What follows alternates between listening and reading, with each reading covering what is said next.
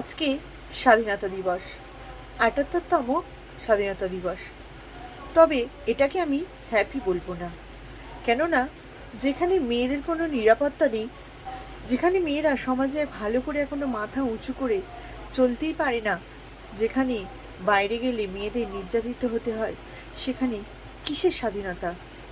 আমার মনে হয় আমরা শুধু ইংরেজদের হাত থেকে রক্ষা পেয়েছি, কিন্তু বাইরে প্রচুর মানুষ এখনো ভালো মানুষের মুখোশ পরে ঘুরে বেড়াচ্ছে, যারা অসুরেরও সমান।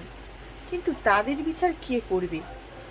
মৌমিতা দেবনাথের মতো এরকম একটা নিষ্পাপ মেয়েকে যারা নির্যাতন করেছে, তারা কি আদৌ মানুষ? না, তারা মানুষ নয়, তারা আসলে পশু। অথচ দেখো, তারাই আবার স্বাধীনতা দিবস পালন করছে।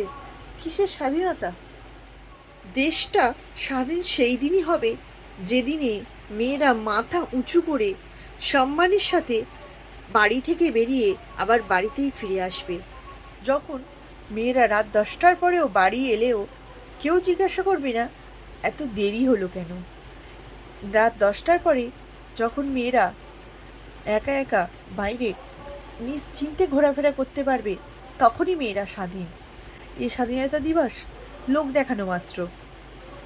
এই পুরুষতান্ত্রিক সমাজে মেয়েরা আজ বড্ড অসহায়। একটা পুরুষ মানুষের মতো একটা মেয়েদেরও অনেক স্বপ্ন থাকে। প্লিজ, আপনাদের মতো নিকৃষ্ট মনের মানুষের কাছে একটাই অনুরোধ, প্লিজ মেয়েদের এই স্বপ্নগুলোকে ভেঙে দেবেন না। মেয়েদেরও স্বাধীনভাবে বাঁচতে দিন। ওরাও যে বাঁচতে চায়, ওদের কষ্টটা একটু বুঝুন, একটু বোঝার চেষ্টা করুন।